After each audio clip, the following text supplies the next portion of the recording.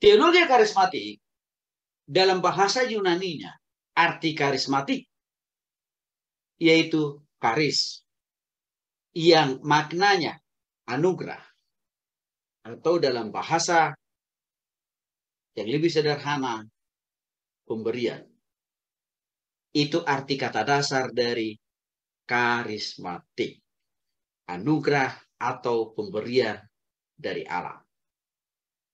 Aliran ini sebenarnya muncul sekitar tahun 1960. Awalnya, aliran ini bersifat interdenominasi. Artinya apa? Jemaat-jemaat yang bergabung di dalam gereja penganut paham teologi karismatik itu sebenarnya berasal dari berbagai denominasi gereja-gereja Protestan lain. Bahkan ada juga sebagian dari mereka itu berasal dari gereja Katolik. Bergabunglah mereka di dalam paham teologi karismatik. Gerakan ini sebenarnya menggambarkan kelompok atau kumpulan orang-orang Kristen yang percaya pada manifestasi kehadiran Roh Kudus. Itu latar belakang dari munculnya teologi karismatik. Sebenarnya, kehadiran konkret daripada Roh Kudus yang mereka pahami itu lahir dari pengalaman jemaat mula-mula di dalam Kisah Para Rasul 1, Bapak Ibu. Di mana pada saat itu kita lihat bahwa terjadi mujizat yang masif dialami oleh jemaat itu. Ditambah dengan bahasa roh, juga nubuatan-nubuatan, serta karunia-karunia lain yang serta-merta juga dialami dan dipraktekkan oleh jemaat mula-mula. Jadi Bapak Ibu dikasih oleh Tuhan Yesus Kristus, pengalaman jemaat mula-mula inilah yang di-copy paste oleh paham teologi karismatik. Sehingga dengan pemahaman itu mereka punya keyakinan. Pengalaman jemaat mula-mula masih bisa terjadi di zaman ini. Bagaimana secara lahirnya aliran karismatik? Gerakan karismatik ini Bapak Ibu dikasih oleh Tuhan Yesus Kristus. Lebih awal dapat kita telusuri dari gerakan Montanisme. Bapak Ibu jangan lupa ya, kita sudah bahas ini gerakan Montanisme ya. Tahun 170 Masehi. Saya coba refreshing ingatan kita kembali tentang gerakan Montanisme ini. Gerakan Montanisme ini memiliki keyakinan bahwa nubuatan-nubuatan kaum Montanis mengalahkan dan menggenapi doktrin-doktrin yang diberitakan oleh para rasul Alkitab. Artinya begini, paham Montanis kan Bapak Ibu menganggap Tuhan belum berhenti berbicara di dalam Alkitab. Artinya masih ada wahyu baru. Dan wahyu baru itu diklaim oleh orang Montanis. Montanis ini kan penggagas lahirnya gerakan paham teologi Montanis sebenarnya. Maka disebut namanya kaum Montanis. Jadi jemaat para pengikutnya disebut namanya kaum Montanis. Pemimpinnya adalah Montanis sendiri sebagai penggagas lahirnya teologi Montanis.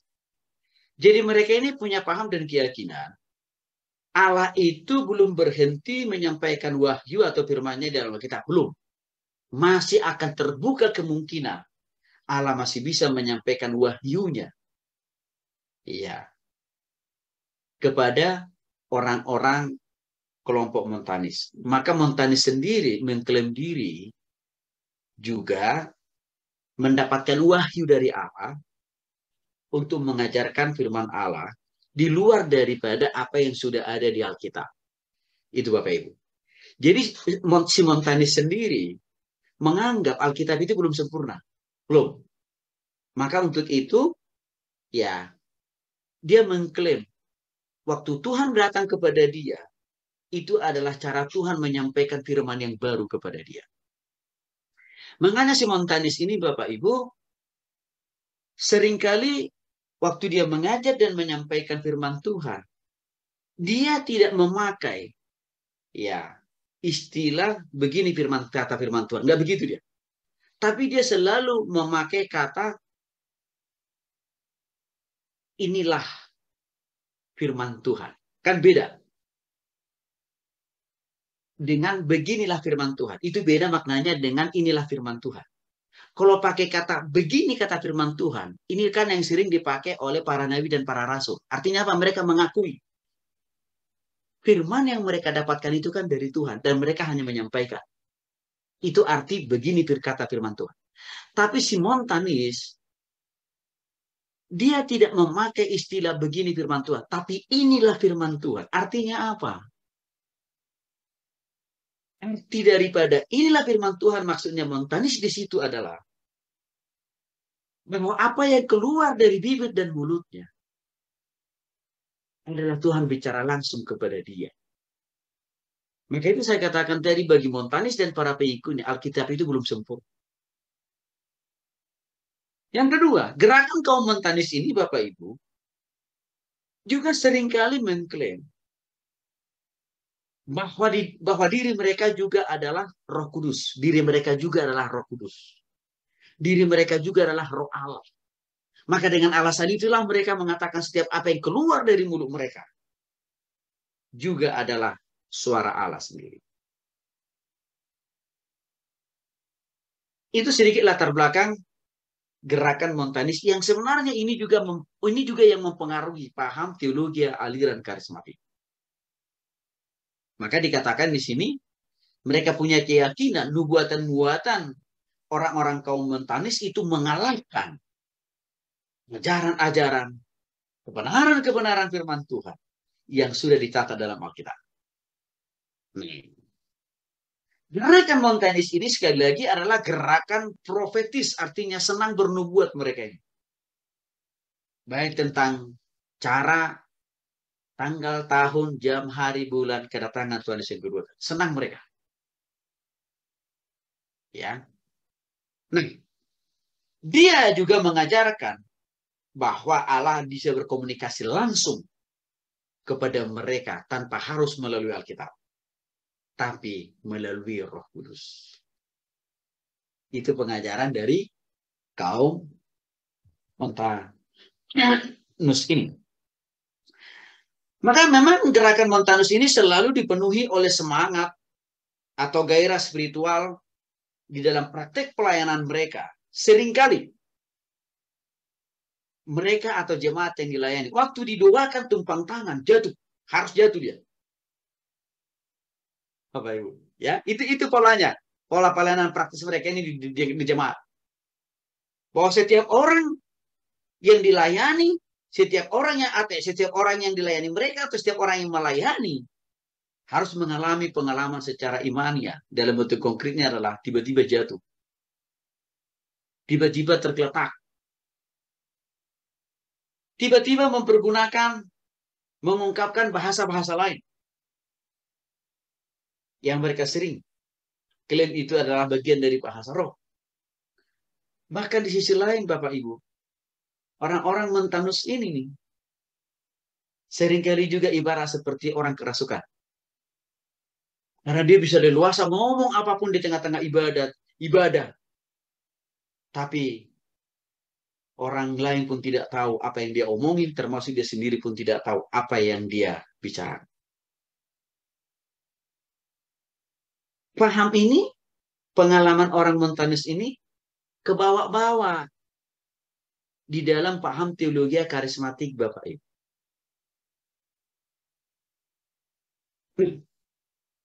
Siapa penggagas lahirnya teologi karismatik? Yang pertama adalah Dennis. Dia adalah seorang gembala gereja episkopal dari California. Dia menyatakan diri telah mengalami baptisan roh dalam pertemuan Pentakosta. Di mana pada saat itu dia memakai karunia bahasa lidah. Pengalaman beliau ini coba dia terapkan di gerejanya. Namun mengalami penolakan. Karena kalau gereja episkopal kan tidak menerima hal-hal yang gituan, Bapak Ibu. Yang di luar prosedur pengalaman biasa nggak diterima oleh gereja-gereja episkopal kan nggak terima. Jadi maka ditolak pengalaman beliau ini. Yang kedua adalah Oral Robert. Dia sebenarnya pengkhotbah yang mempunyai kemampuan untuk melakukan kesembuhan ilahi. Dia ini salah satu orang yang pertama kali merintis pelayanan lewat televisi. Bapak Ibu mungkin masih ingat ya, dulu di sebuah stasiun televisi swasta, ada sering kita dengar ya pelayanan rohani yang dibawakan oleh seorang keluarga negaraan Amerika. Dan setiap kali dia khotbah itu selalu diterjemahkan oleh satu orang Indonesia. Cukup terkenal kok dulu pelayanannya beliau itu. Itu adalah bagian atau terusan atau tindak lanjut daripada pelayanannya si Robert sebenarnya. Ya, yang menindaklanjuti pelayanan lewat televisi. Terus dari pengalaman itu Bapak Ibu akhirnya dia bergabung dengan gereja Metodis. Dan akhirnya lewat gereja Metodis, pemahaman dan pengajarannya dia semakin subur dan berkembang. Bahkan juga sampai kepada gereja-gereja tradisional lainnya. Yang ketiga, penggagas lahirnya teologi karismatik ini adalah Demon Zakaria. Siapa dia ini? Dia ini adalah pelayan Tuhan dari orang awam. Dia ini bukan hamba Tuhan yang pernah mendalami teologi, bukan. Dia hanyalah seorang bisnismen, seorang pengusaha yang cukup kaya dan sukses di Amerika. Ia lah yang memprakarsai lahirnya pelayanan full gospel internasional. Ia berpendapat bahwa pelayanan Pentakosta boleh dialami tanpa harus meninggalkan denominasi masing-masing. Artinya begini, pelayanan full gospel digagas oleh Demon Zakaria dengan satu motivasi.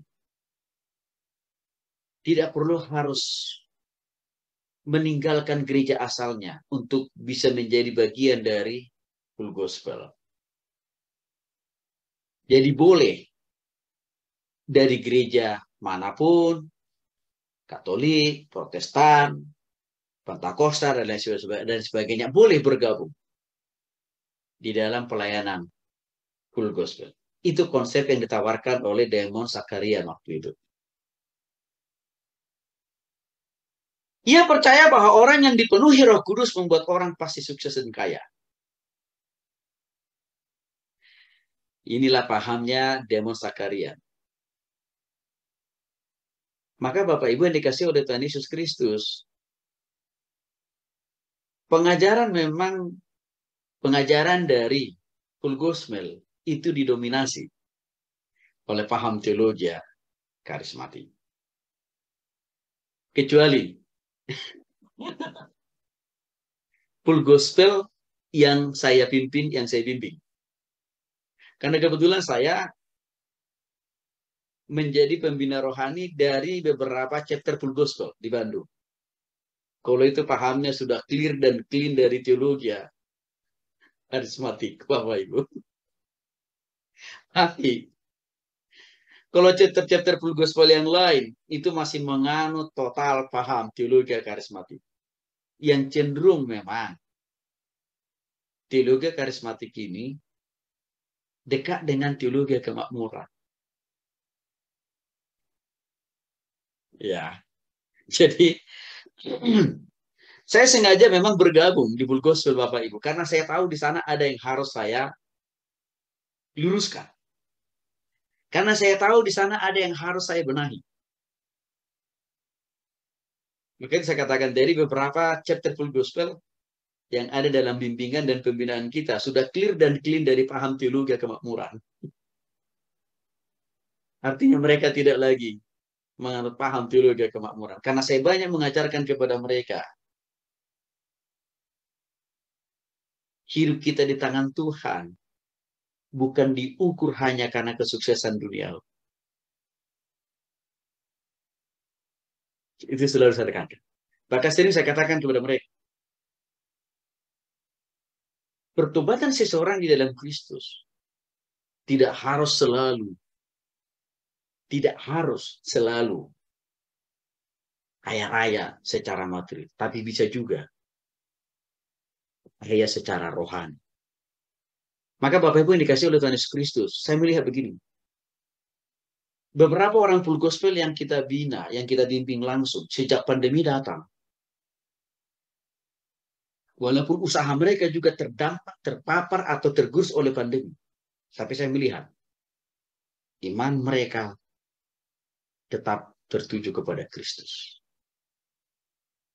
Saya coba bandingkan dengan beberapa chapter full gospel di tempat lain yang tidak di dalam bimbingan kita. Waktu COVID datang, ibadah mereka mati total. Kenapa mati total? Karena dulu yang selalu diajarkan oleh pembinanya, pembimbingnya, anak Tuhan tidak bisa mengalami kebangkrutan. Anak Tuhan tidak bisa mengalami COVID. Itu dulu yang selalu didengung-dengung. Anak Tuhan tidak mungkin mengalami pasang surut dalam hidup bisnis. Maka waktu COVID datang, Bapak Ibu, paham mereka itu bubar, buyar. Sehingga persekutuan mereka banyak yang tidak berjalan. Nah, jadi di situ bedanya. Waktu konsep pemahaman teologi seseorang kembali kepada firman Tuhan, kesukaran, kesulitan, tantangan, pergumulan, penderitaan seberapa banyak pun datang menghampiri, tetap konsisten. Itu yang saya lihat di dalam diri orang-orang full gospel yang ada dalam bimbingan kita, Bapak Ibu. Dan mereka itu, ya latar belakangnya, orang Katolik tulen tuh. Ya, orang Protestan tulen tuh. Tapi imannya bertumbuh di tengah-tengah kesukaran. Nah, itu sedikit tentang Demos Sakarian ini yang menggagas lahirnya full gospel.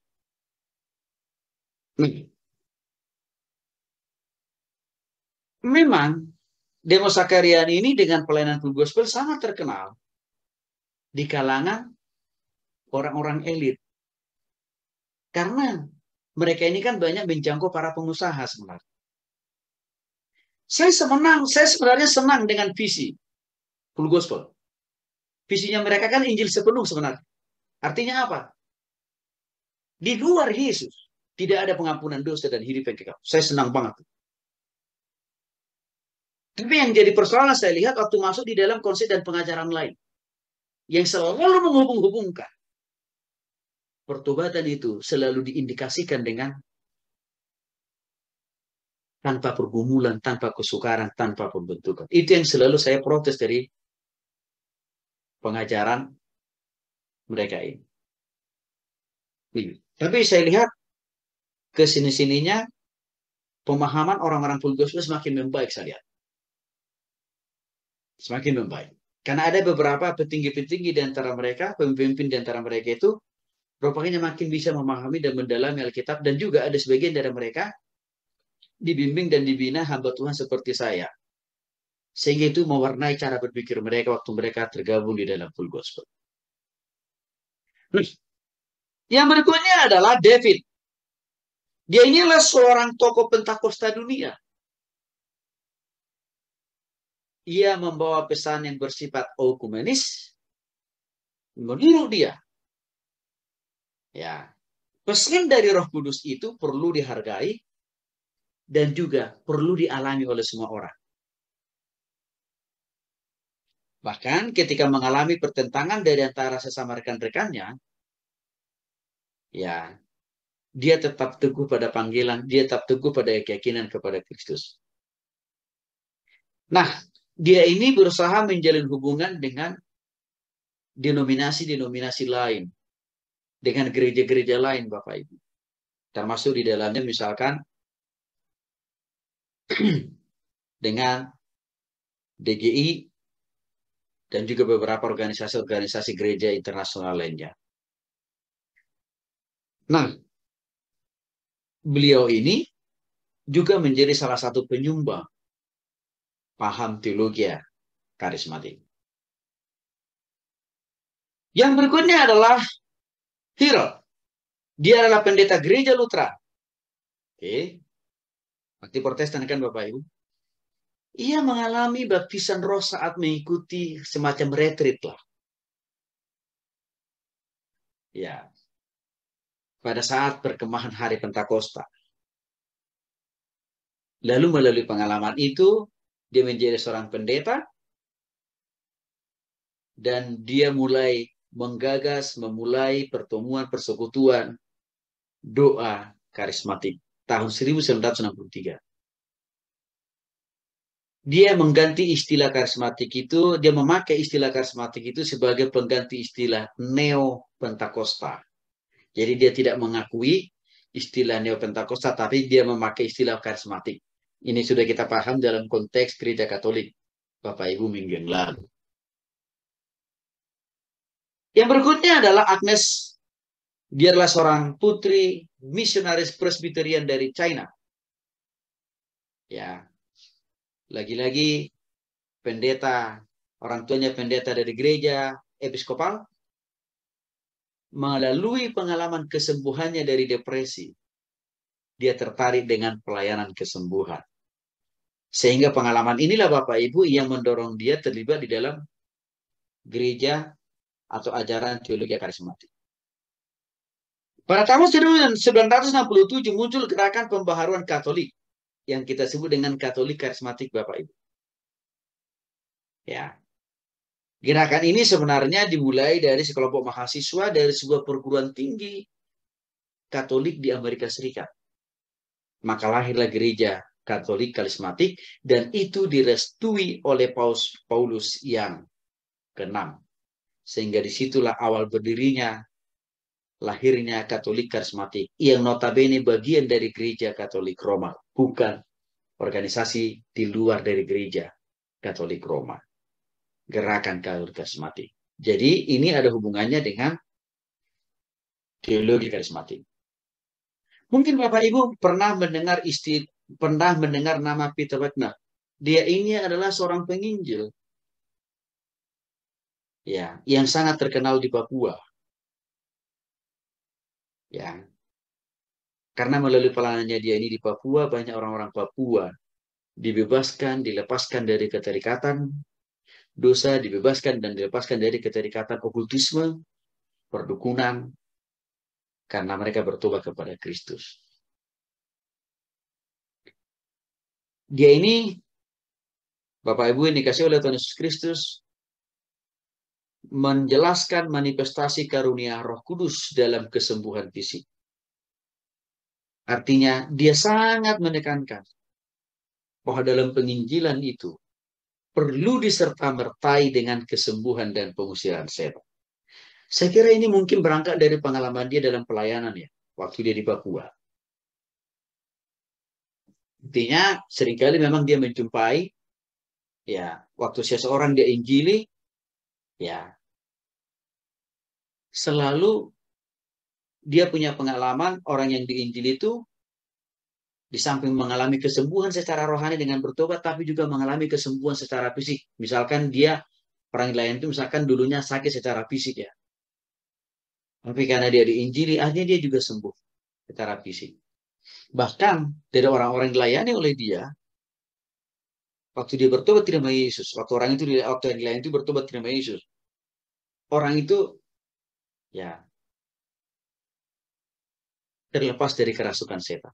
Ini sekali lagi di latar belakangi pengalaman pelayanan beliau di lapangan. Cuma memang yang jadi pertanyaan kritis kita kira-kira begini Bapak Ibu. Kan tidak semua orang yang belum bertobat itu sakit secara fisik, kan tidak semua. Ada kadang-kadang orang yang kita injil itu Dia sehat secara fisik, tapi secara rohani sakit. Kan begitu kira-kira. Maka dengan demikian, kita tidak bisa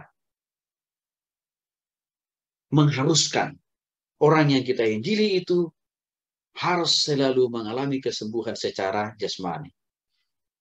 Kalau orang yang sedang sakit secara jasmani, ya. Tapi kalau orang itu tidak sakit secara jasmani, masa selalu harus kita paksa? Kan kira-kira begitu. Di sisi lain, setiap orang yang kita injili di lapangan itu kan Bapak Ibu tidak selalu berhubungan dengan okultisme kan? Tidak selalu berhubungan dengan kuasa kegelapan kan? Maka dengan demikian, tidak harus dong waktu kita menginjili semua orang, orang itu harus ya mengalami kelepasan dari setan kan nggak harus. Tapi saya melihat sih pemahaman beliau ini tidak terbelakangi oleh pengalaman pribadi. Tapi kalau dijadikan ini menjadi standar ukuran pengajaran, saya kira memang nggak bisa. Karena konteks tiap orang kita layani kan beda-beda dia. Nah,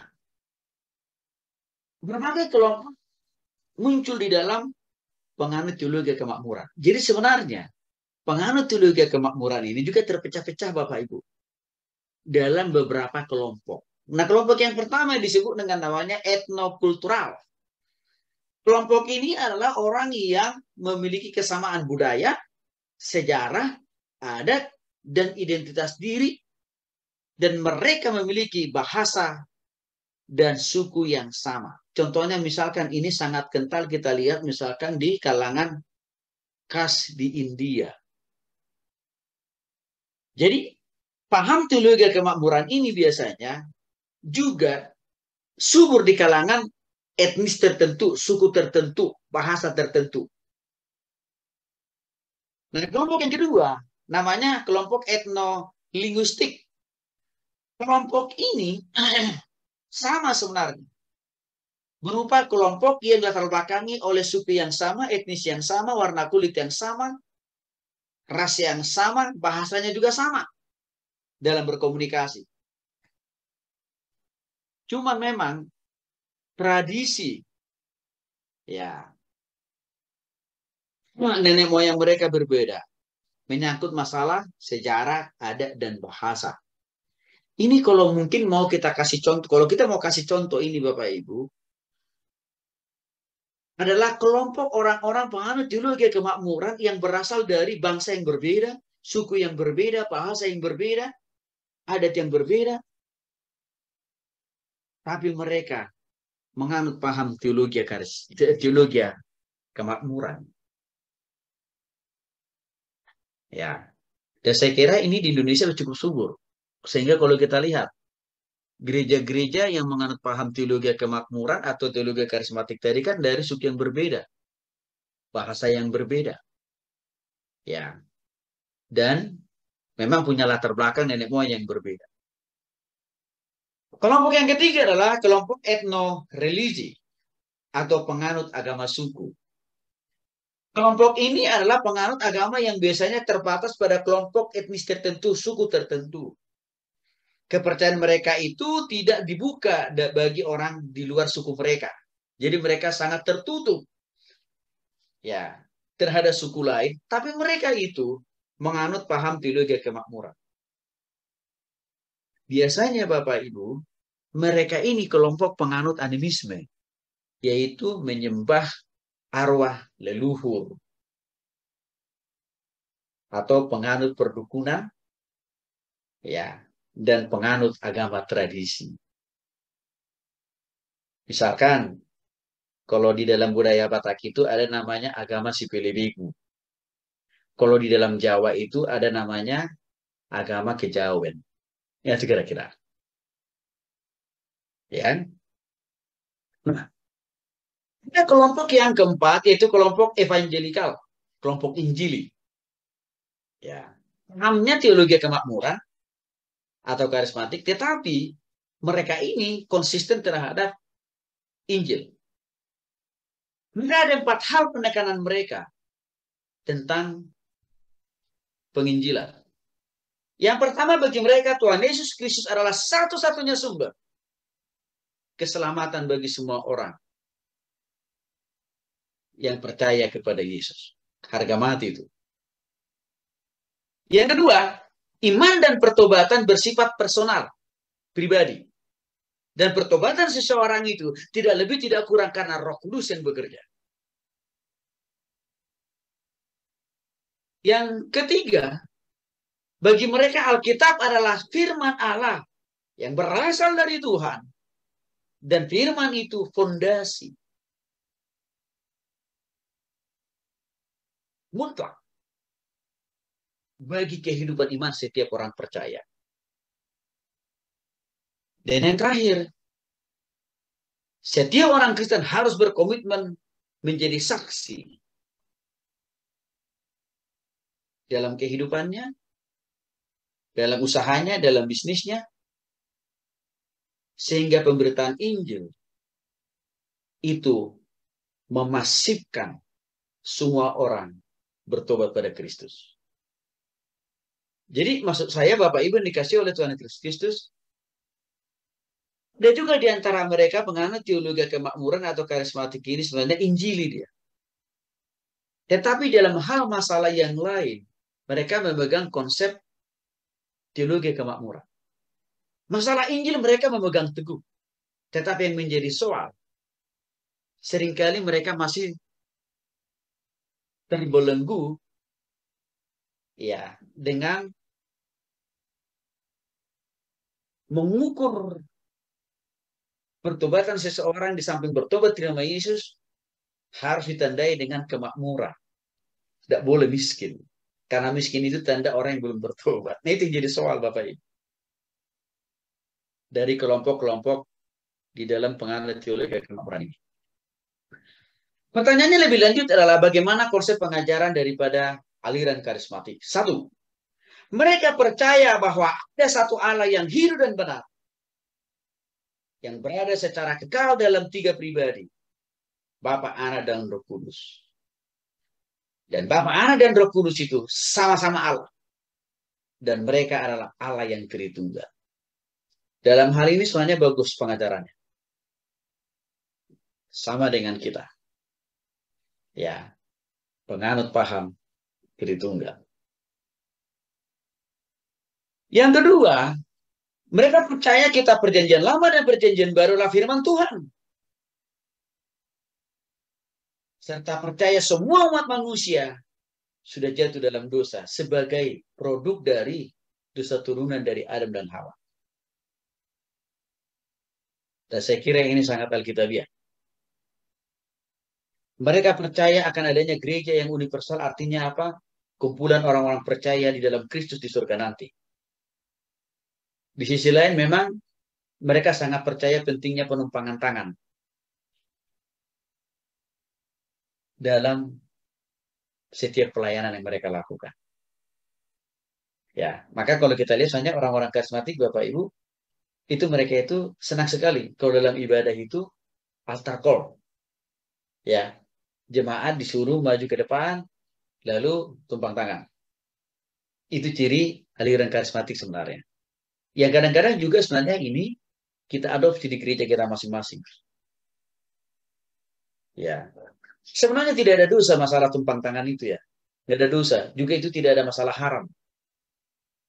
Karena penumpangan tangan itu juga pernah dilakukan kan di zaman pelayanan perjanjian lama dan juga pelayanan perjanjian baru. Tapi yang jadi soal begini Bapak Ibu.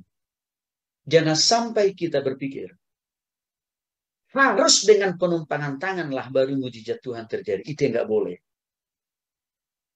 Harus karena penumpangan tanganlah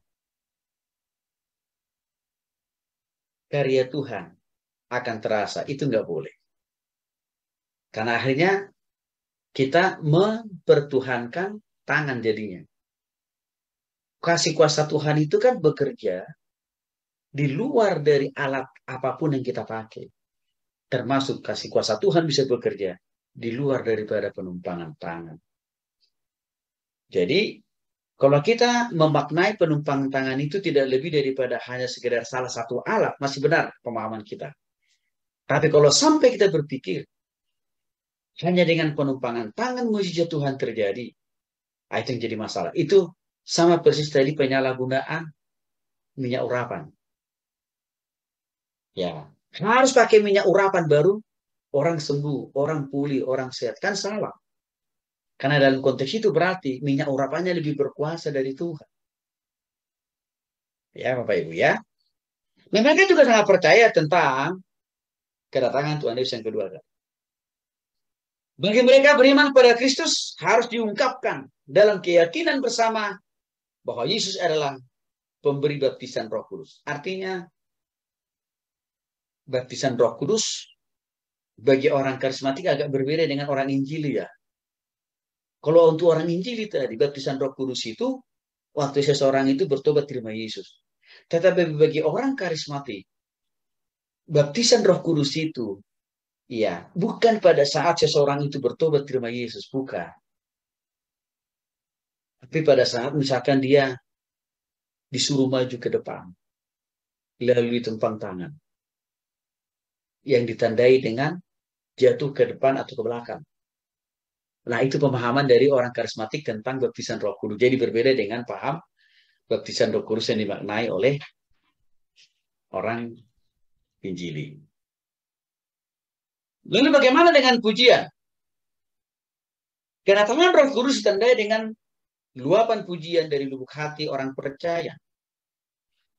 Jadi, untuk itulah kenapa di dalam gereja-gereja karismatik, Bapak Ibu kan sangat begitu leluasa orang menyampaikan pujian penyembahannya dengan bahasa masing-masing. Itu kan pola ibadah gereja karismatik memang. Yang mana hal itu sangat jarang kita temukan di dalam gereja-gereja Protestan. Memang di sini ada keleluasaan orang untuk mengekspresikan ya penyembahannya kepada Tuhan. Ya, kecintaan mereka terhadap Alkitab sebenarnya sangat tinggi. Ya, sangat tinggi. Cuman yang jadi persoalan seringkali saya katakan tadi Bapak Ibu, ada penafsiran-penafsiran yang berlebihan dari ayat-ayat Alkitab yang mereka baca. Itu yang saya lihat kadang-kadang jadi persoalan di dalam paham teologi aliran karismatik. Nah, saya seringkali mendengar ya dari teman-teman Katolik, mereka seringkali merasa didiskreditkan, dikucilkan, bahkan cenderung terhakimi.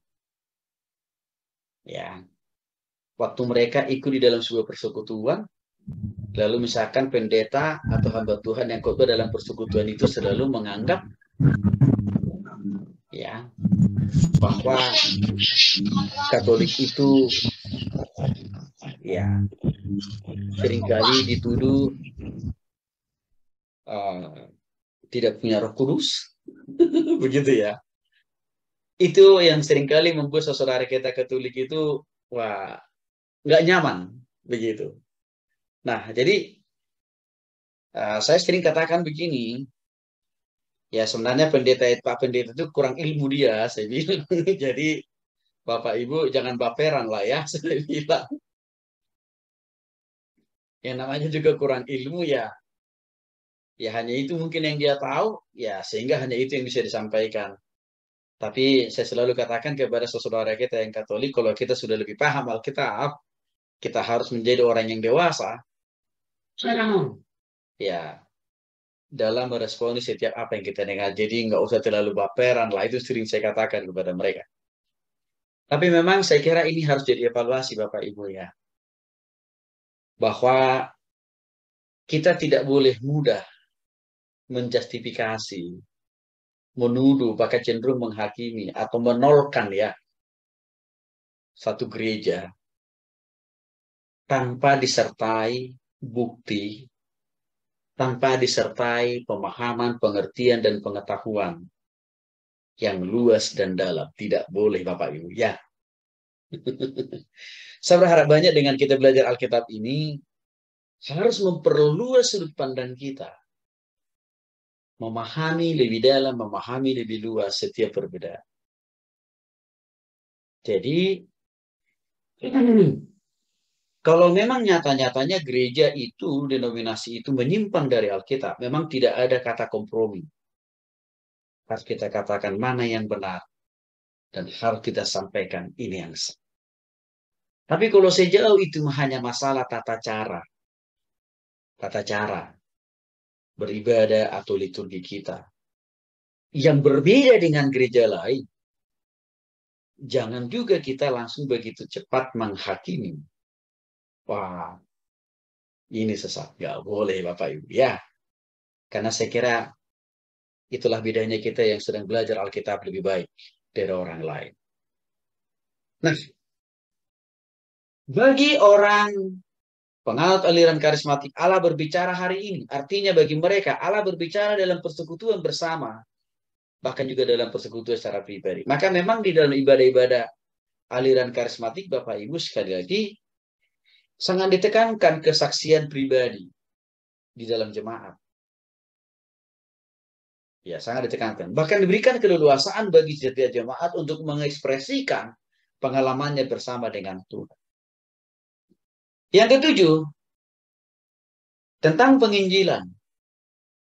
Ya, bagi aliran teologi karismatik, mereka mengatakan penginjilan pertobatan seseorang tidak lain, tidak bukan karena karya pekerjaan daripada Roh Kudus. Dan saya kira kita sepakat karena itu memang adalah berita daripada firman Tuhan.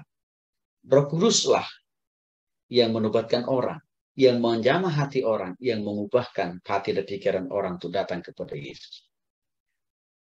Kewaspadaan akan si jahat. Artinya mereka punya pemahaman baptisan roh diikuti dengan kesadaran baru akan realitas setan dan kuasa si jahat. Artinya begini, bahwa memang si jahat itu masih ada. Iblis itu memang ada dan kita sepakat dengan itu. Tetapi waktu seseorang mengalami pertobatan dan perjumpaan dengan Kristus, maka eksistensi si jahat tidak lagi bisa menguasai orang yang sudah sungguh-sungguh bertobat pada Kristus karena sudah ada roh Allah dalam dirinya. Dan saya pikir inilah. Mereka juga sangat memahami dan meyakini tentang pentingnya karunia-karunia roh. Ya. Di dalam 1 Korintus pasal 12 ya Bapak Ibu ya. Ayat 7 sampai dengan ayat yang 12. Kita tahu di sana ada banyak karunia-karunia rohani.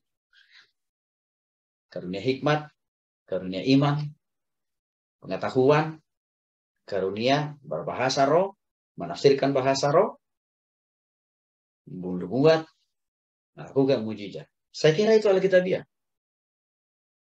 Ya. Dan itu digunakan bukan untuk kepentingan pribadi masing-masing, tapi digunakan itu supaya makin lebih tersiarlah, terberitakanlah betapa Allah kita itu Allah yang heran, Allah yang luar biasa, memperlengkapi kita menjadi perpanjangan tangan Allah-Nya. Aliran karismatik percaya pada tubuh Kristus. Waktu seseorang bertobat kepada Kristus, kita menjadi satu di dalam Kristus waktu kita di surga nanti. Mereka juga percaya akan akhir zaman. Artinya mereka punya keyakinan kedatangan Tuhan Yesus yang kedua kali pasti datang. Sangat kuat pemahaman teologi aliran karismatik dalam itu. Lalu bagaimana dengan kuasa rohani?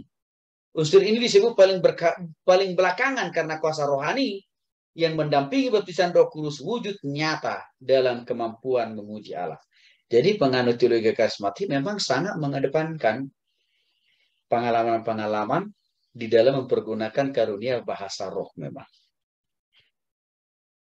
Nah, maka Bapak Ibu yang dikasih oleh Tuhan Yesus Kristus, ya, waktu saya bergabung di dalam pelayanan full gospel, kalau acara-acara nasional mereka, itu sangat kental sekali dengan penggunaan bahasa roh. Tetapi, di beberapa chapter full gospel yang saya bimbing secara rohani, kita tidak mengadopsi ya keharusan untuk berbahasa roh itu di dalam fellowship kita, enggak. Kita lebih memberikan ruang dan kesempatan kepada Roh Kudus, kepada Allah, kapan dan di mana karunia bahasa roh itu digunakan. Jadi tidak ada pemutlakan, harus selalu ada. Nah, saya kira yang menjadi pertanyaan kritis kita terhadap paham teologi karismatik ini, itu tadi, seringkali ada pemutlakan pengalaman rohani yang secara pribadi itu harus terjadi kepada semua orang. Itu yang saya kira perlu kita kritisi, itu yang perlu kita harus luruskan.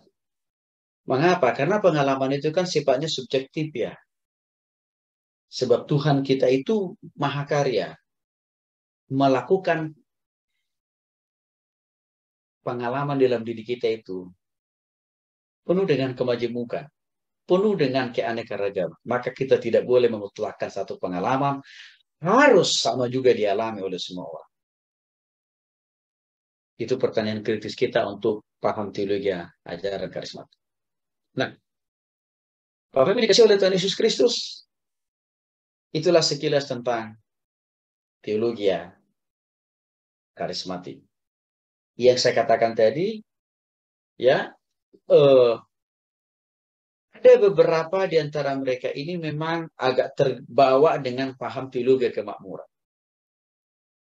Ya, maka ya, Bapak Ibu, kalau kita bergabung di dalam sebuah persekutuan atau gereja yang aliran karismatik, ya jangan kaget. Itulah paham mereka. Tapi saya katakan tadi, ya kalau kita ada ruang dan kesempatan untuk berikan pemahaman dan pengertian penjelasan kepada mereka tentang pengajaran di Alkitab, saya kira harus kita gunakan kesempatan itu untuk menolong mereka. Seperti yang saya katakan tadi, waktu saya bergabung di Full Gospel, saya tahu ada beberapa hal yang harus saya luruskan, ada beberapa hal yang harus saya koreksi, maka saya gunakan ruang dan kesempatan di dalam membimbing mereka, dalam mengajar mereka. Ini loh kata firman Tuhan. Jadi kita tidak boleh membiarkan kesalahpahaman, kesalahpengertian itu untuk terus makin bertambah salah. Tapi kita harus meluruskan. Bapak Ibu dikasih oleh Tuhan Yesus Kristus secara sadar atau tidak sadar, kadang-kadang jemaat yang kita layani juga, iya, tergerus oleh paham teologi kemakmuran ini atau teologi karismatik ini. Maka kita juga bertanggung jawab untuk tetap mengarahkan mereka sejauh supaya tetap kembali kepada koridor-koridor firman Tuhan. Ya, harus kita kembali membawa mereka ke sana. Kiranya apa yang kita belajar di malam hari ini memberkati, menopang, memperlengkapi Bapak Ibu Saudara dalam pelayanan. Tuhan Yesus memberkati.